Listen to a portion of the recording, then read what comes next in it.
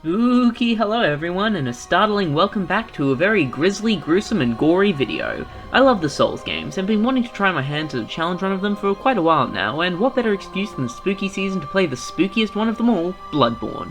Can I beat Bloodborne without leveling up? Here's the rules. Number 1, I can't level up. That's pretty self-explanatory really. I can use the blood echoes I get for slaying enemies for buying items, repairing and enhancing weapons, but no using the doll to level up at any point.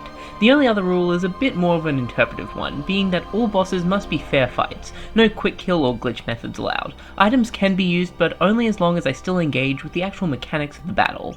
I'll be trying to do all bosses here, but that's more of a secondary challenge, and as long as I can get to one of the game's endings, I'll call it a win. I'll also not be doing any of the Chalice dungeon bosses, because I just can't be bothered with all that.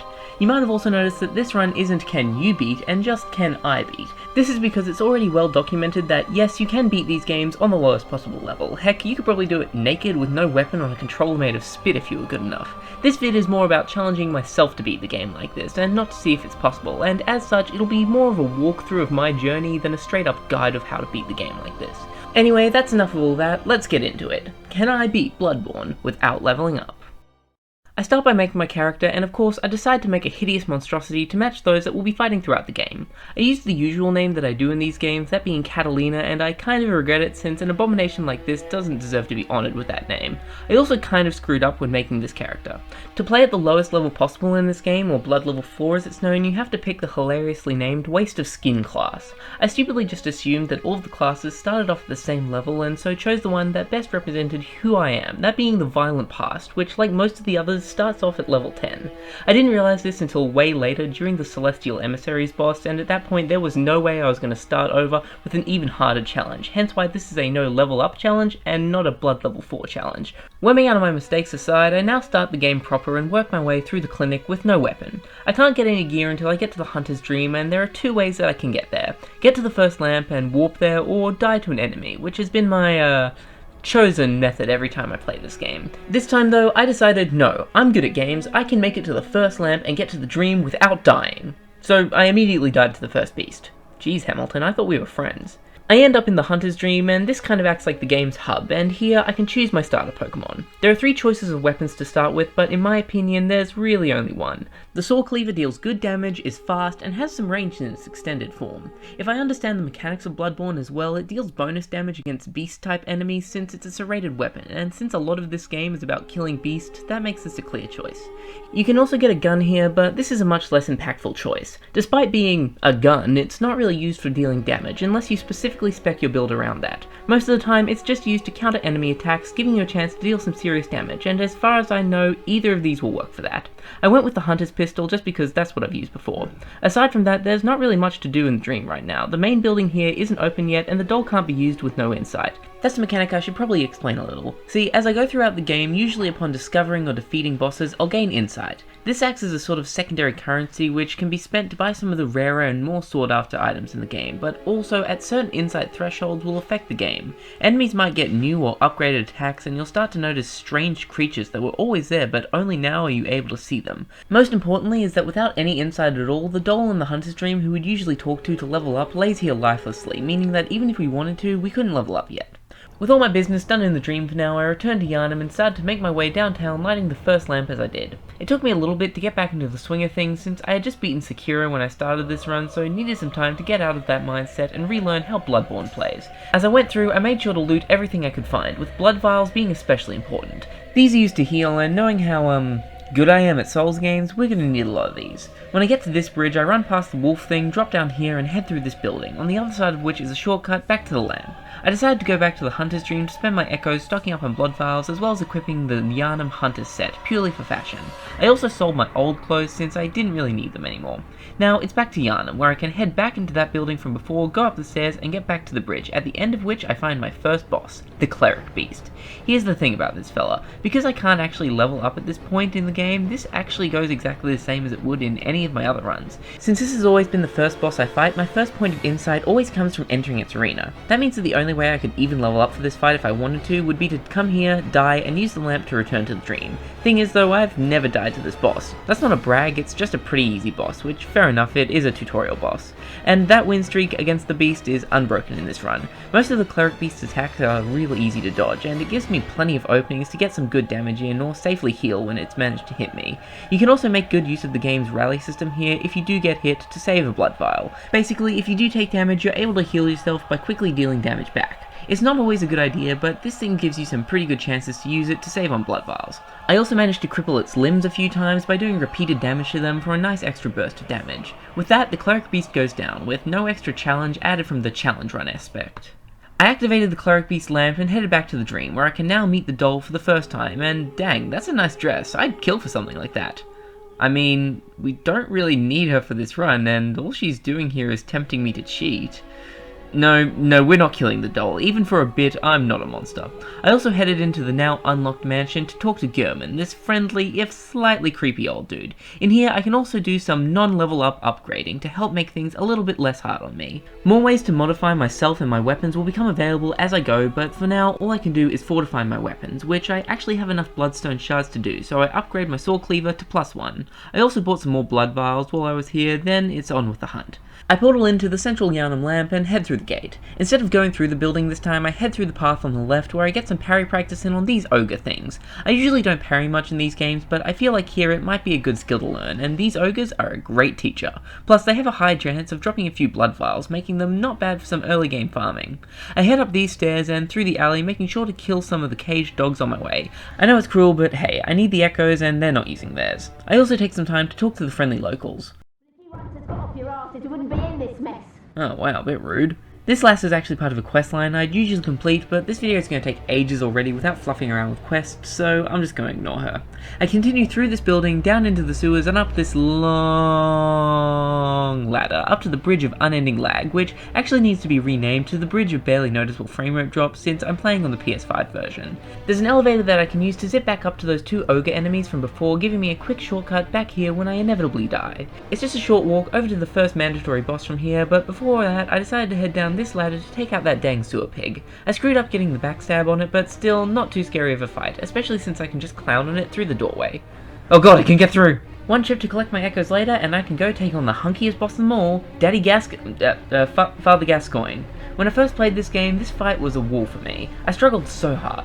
Gascoigne is a hunter, just like us, and yes, he is going mad, but he's still been at it longer than us, meaning that he's basically just us, but better. His axe attacks aren't too hard to dodge and counter with your own damage, but don't get too greedy or he might just shoot you in the face. Yep, he's got a gun, and he's not afraid to use it. The shots from this thing can be pretty hard to dodge if you don't know what you're doing. This also makes it hard to heal, as even if you're far away, you're still at risk of a bullet to the face. Plus, he's really aggressive, making it harder to find a safe moment to pop a blood vial than in the last boss.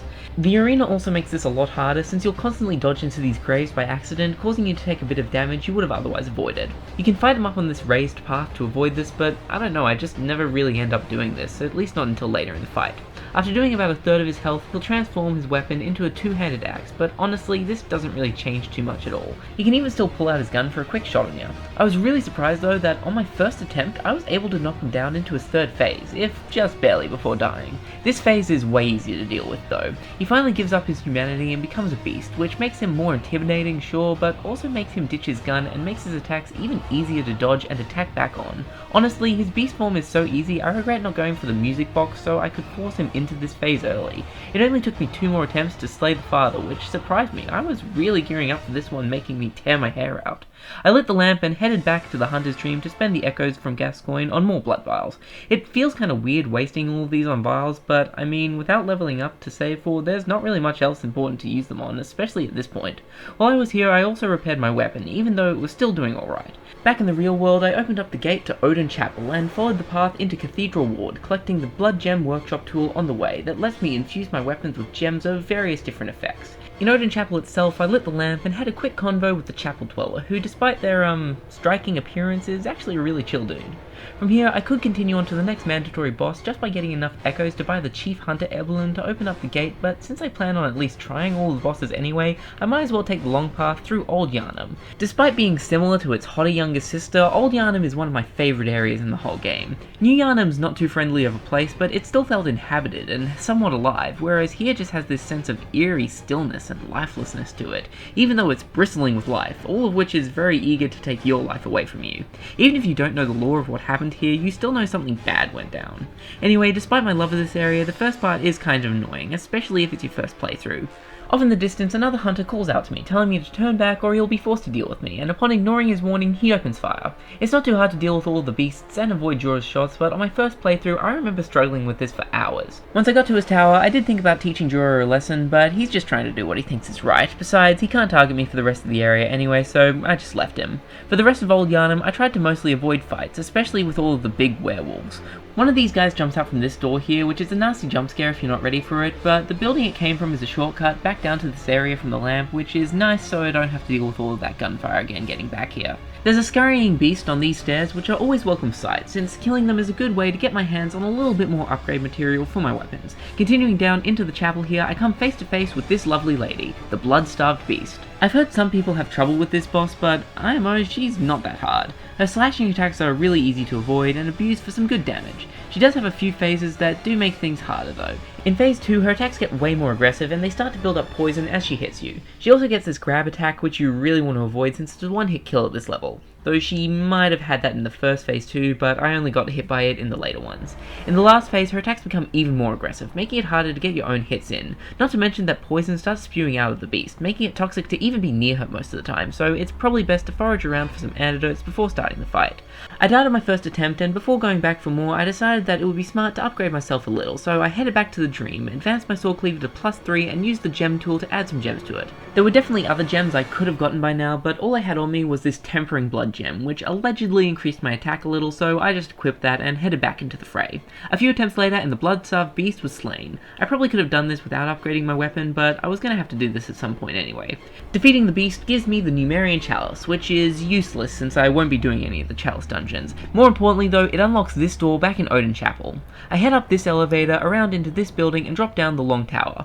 This bit had me extremely worried since I always struggle making it down here safely even with more health, but I actually managed it on my first try. In the area down here, I make my way over to the elevator as fast as possible and head up. Now we're back in Cathedral Ward, this time behind that gate that was blocking our path. Now that I'm on the other side, I open up the gate so that I won't have to do all of that nonsense again to get back here. Then I run up the stairs, open the big door to meet with Vicar Amelia. Now, things had actually been going alright so far. The game was definitely more hard at this low level, but much less so than I had been expecting. Amelia was never really a problem for me before, so I was pretty confident entering her fight as well, and yeah, this was the first real roadblock for me. Most of her attacks are pretty easy to dodge, though the one where she slams the ground, sending out a shockwave, caught me more times than I'd like to admit. The real problem here is that I'm just barely dealing any damage with each hit, and she has quite a bit of health. This means that it's going to be a long fight, and no matter how good you are at dodging, the longer the battle lasts, the more slight mistakes start to add up. Amelia is quite a lanky lady, making her vulnerable to having her limbs broken, which gives a good chance to get some more damage in or even a visceral attack. Because of this, I switched my sword cleaver to the short version for this fight. I'd been playing with it transformed for most of the game at this point since it deals more damage and gives me a bit more space from enemies, but when it's short, it attacks way quicker and can get more attacks in, which, if I understand Bloodborne mechanics right, is better for breaking limbs. Really though, this boss wouldn't have taken me so long if it wasn't for one aspect: her damn healing move. Around halfway through the fight, the Vicar gets a move to heal herself, and it's a pretty damn effective heal at that. Even if I wasn't at such a low level, I'd still struggle to deal enough damage to her through this move to counteract it. There is a way to deal with this though, through the use of Numbing Mist, which will temporarily make her unable to use this move, but at this point in the game, this is a finite resource, so if you're an idiot like me and waste it all on failed attempts, you just have to pray that she doesn't use it. Eventually my prayers were answered and I was able to beat her, but damn, beating this challenge is going to be harder than I thought. Another thing making this fight more challenging is the blood vials. Even with how many I've looted and bought, I kept running out in this fight and had to go back to Central Yharnam to grind for more vials and echoes to buy more vials with. If this is an issue this early on, then I'm really dreading some of the later fights. Anyway, in order to continue, I need to get a password for this door, which obviously is obtained by touching this horse skull in Vicar Amelia's boss room to get a vision of two dudes having a nice old chat. Instead of continuing on the main path though, there are a couple of optional bosses to handle, and after spending so long grinding my teeth against Amelia, I think I'm in the mood to bully some old ladies, so let's go deal with the Witches of Henwick. By heading right out of Amelia's boss room and following the path through the graveyard, I end up in Henwick Charnel Lane. After running around this area for a while, I was able to open the big gate, giving me a straight path to the Witches. If you haven't played this game before, this is generally considered to be the easiest boss in the game. To start with, it seems like the boss is just one of these normal enemies you would have come across like 20 times in the area before this, but no, the boss just spawns these things in to give the fight a little bit more challenge. In reality, my target is this old lady standing invisible in the corner. You have to locate her while avoiding the beasts that she spawns to get a few hits in, at which point she'll teleport away and you'll have to find her again. With a +3 weapon, I do great damage to the old wench, even after my weapon breaks mid-fight. She herself can't really do much against us, hence why she spawns the critters to do her dirty work for her. She has a slash attack and an OAE, neither of which are all that damaging. Once you kill the witch, the fight's not over. Shock horror! The plural in this boss's name wasn't a typo! Another witch appears and you now have to kill this one quickly before the first one revives at half health. Actually, both of these witches exist in the room at the same time, and you can do damage to the second one before the second phase officially starts. Once the second phase does start, the witches get a new magic move to stun you in place, and a grab attack which is an insta-kill with this much health, the combination of which I am ashamed to say actually did get me once, so I can officially join the I Died to the Witches of Henwick club. I'm actually kinda glad though, since this gave me a chance to try out a new strat on these things that I've always wanted to. Remember how I said that with high enough insight some new enemies will appear? Well, the enemy type that the witches summon is one such type. So by wasting all of my insight back in the Hunter's Dream buying Bloodstone shards and Father Gascoigne's armor, the witches' minions will stop spawning, getting rid of whatever little challenge these ladies could have had. I also repaired and upgraded my weapon to +5 with the twin Bloodstone shards that I found in Henwick and upgraded my gun to +3 just because I really didn't want to die again to these elderly ladies. One time was embarrassing enough. At the back of their den, down some stairs, I found the Rune Workshop tool, another tool that lets me upgrade my character in this run, this time by allowing me to equip different runes I find around the place. All I have right now is a Communion rune, which gives me space to hold one additional blood vial at any time, which isn't too bad since an additional heal out in the field could be the difference between life and not life. To get to my next prey, I'ma need to die. No dum-dum, get back to editing. Specifically, I need to die to one of these bagmen enemies. Doing this won't actually get me killed, rather just gets me chucked into a jail cell in the Hypergean Gale. There's no shot I pronounced that right. This is actually a little sneak peek of an area much later into the game, but I don't really care about that part of it right now. Instead, after lighting this lamp, I head down this corridor. There are a couple of Witches of Henwick down here, or I guess Witches of Hypergean Gale, and I'm a little ashamed of how often I got by this one with its one-hit grab attack when exiting this corridor. Exiting this prison area, I come to a wide open area and wake Dark Beast Parl. This thing blurs the lines between weird and cool for me. It's kind of a weird, hairy skeleton wolf with electric powers. I don't know, it's cool, but I just kind of struggle to comprehend it when I'm fighting it.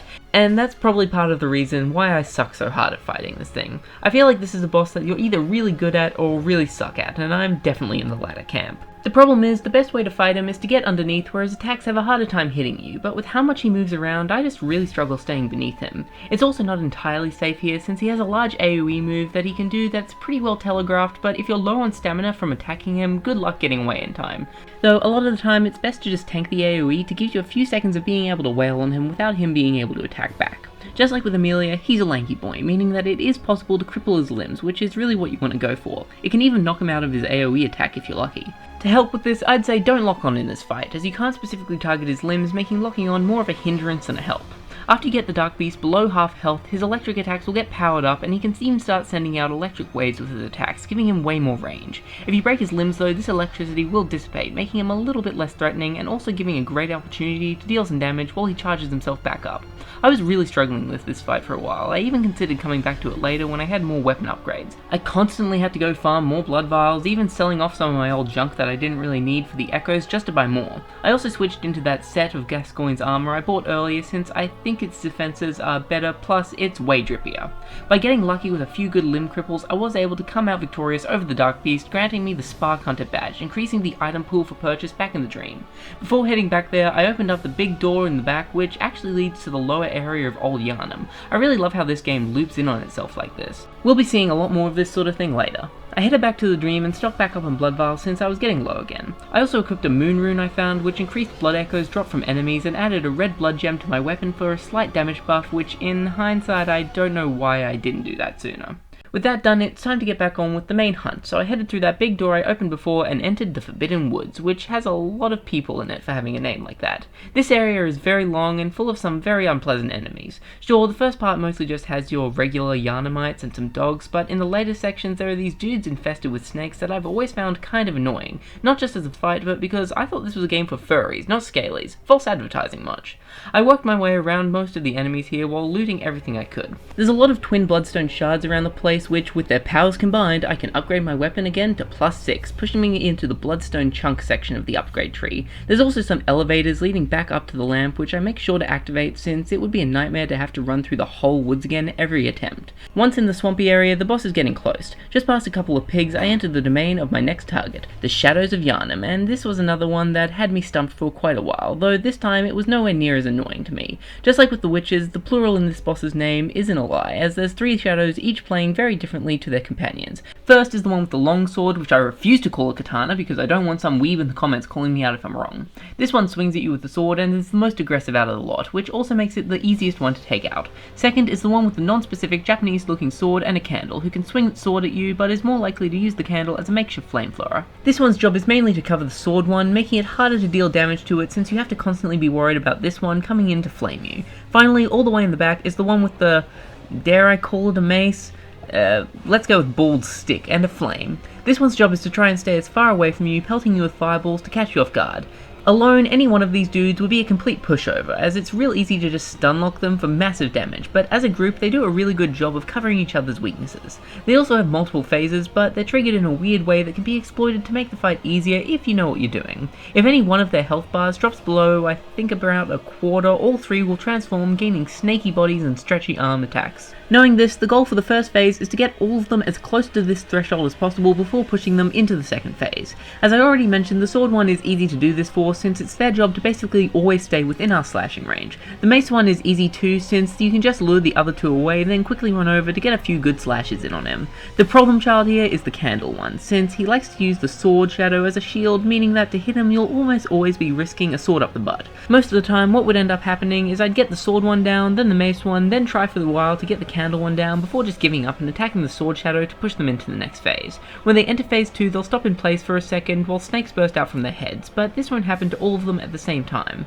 The one attacked will start doing this first, followed shortly after by the other 2, so tempting as it might be to continue attacking the one while it's stunned, it's actually better to wait for the other 2 to be stunned before attacking so they can't help cover it. By the time the second phase has really started, it's best to have the sword shadow completely defeated, or at least mostly defeated, since having to deal with all 3 of them now that they have their new moveset is way harder. Once it's down to just the candle and the mace shadow, things get a whole lot easier, as if you can get the candle one behind the big gravestone where the mace shadow can't hit you with flame balls, you can kinda just stunlock him into infinity until he's no more. That might not be such a great idea though, as once down to just one shadow, phase 3 starts, where it'll gain the ability to summon a massive snake out of the ground, and frankly, I have no idea how to dodge this, and I could never learn since every time I managed to get to this phase, I would just immediately die to it. This is where, despite actually liking this fight, I gotta mention one of the worst aspects, the run back. It takes ages to get back to this arena every time you die, even with those 2 shortcuts activated. Here's a tip, send the elevator back up after you use them. They'll stay wherever they last were when you died, and by sending them back up each time you use them, you won't have to pull the lever and wait for it to come up every time you need to get back to the boss arena. At least with this fight, running out of blood vials isn't really as much of an issue, even with how many times I died. Those 2 pigs I mentioned earlier on the route to the boss are really easy to kill, and guaranteed to drop at least 3 vials I think, meaning that if you use less than 6 vials before dying in the fight, just killing these 2 pigs will actually net you more vials than you lost.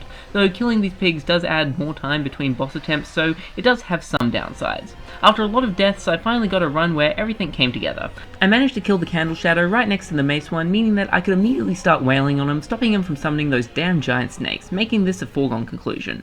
With the shadows defeated, the path is now clear to Bergenworth, and this area is really cool, but sadly also kind of underutilized in my opinion. It's a cool abandoned college hidden in the woods inhabited by unique enemies that only really appear in this area, but once you've made your way around the building to unlock the entrance and the gate back to the lamp, all the sightseeing is kind of done. It's just a quick trip upstairs to get the key to unlock the door leading to the boss, and while this does make the run back to the boss a lot less painful than with the shadows, which I'm really glad about, I don't know, I feel like they could have done more with this place. I take a leap of faith and end up in this white void where the next boss is waiting for me, Rom, the vacuous spider.